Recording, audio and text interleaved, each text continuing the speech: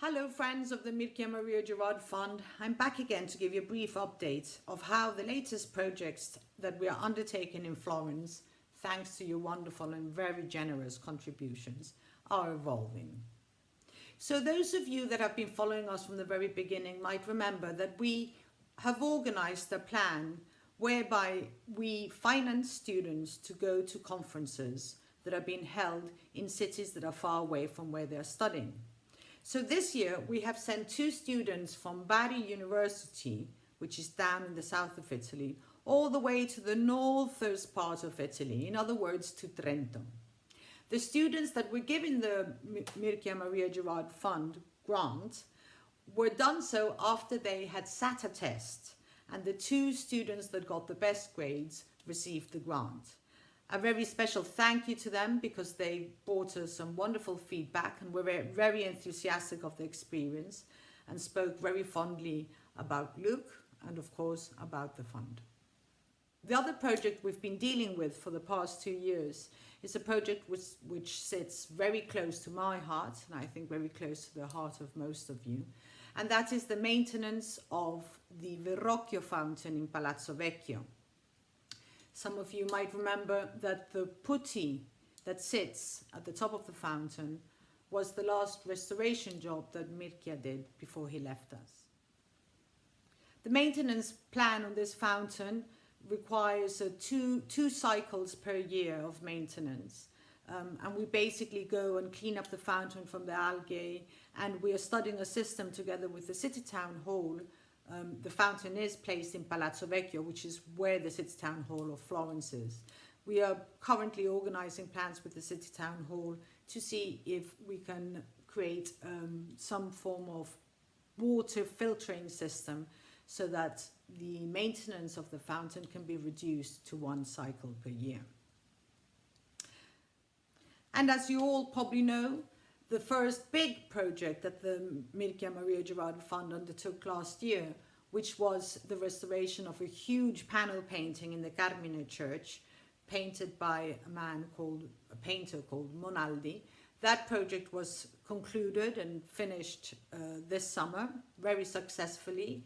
We got a lot of feedback from the project. There was a lot of publicity. Articles have been written about it. And last month, we finally launched the second big project of the fund for 2018-2019. And the painting we're working on is an oil painting from after the 1771 fire, and it was executed by a minor Florentine painter called Francesco Gambacciani. But the reason why we chose it was because of what it symbolizes. It's a painting of a Nativity, and we thought that was very appropriate, especially after having restored the painting of Monaldi, which represented the funeral of Saint Albert. Because Luke is very keen in helping young conservators that are struggling to find a career path in Florence, we decided to do a sort of competition. In other words, the conservator that worked with me on the Monaldi, Caterina Canetti and myself, we wrote down the conservation project for the Gambacciani painting, and then we asked all the members of the Associazione Bastioni to send us a quote based on that project. The reason why we wrote the project is because there's a law in Italy that says that only accredited conservators can project a conservation treatment, but on the basis of that project, young students or young professionals can actually execute the conservation treatment, even if they're not accredited conservators. And it's therefore very helpful for them to begin their careers. So in late spring, we opened this competition to the members of the Associazione Bastioni. And by late summer, we had all the quotes ready. And the way we decided which quote would win the competition was by discarding the highest quote and the lowest quote and making an average of the quotes that remain in the middle, and the closest quote to that average won the competition. So the competition was won by two conservators. One of them is indeed a young and very handsome upcoming conservator from Turin who lives now here in Florence, a gentleman called Nicolas Castelli. together with a more mature conservator, a colleague of mine, of my age and my experience, who will be guiding him and giving him a hand, the wonderful conservator Natalia Materassi. Both of them have done a little video that I'm going to be showing you now, where they are thanking both Luke and of course all of you, the donors of the fund, for the very generous contributions that we've been receiving. And we will for sure be posting videos on how the treatments are undertaken and how the conservation is evolving, and we will be keeping you updated with all the latest evolutions on the paintings and ideas that we might have for new projects.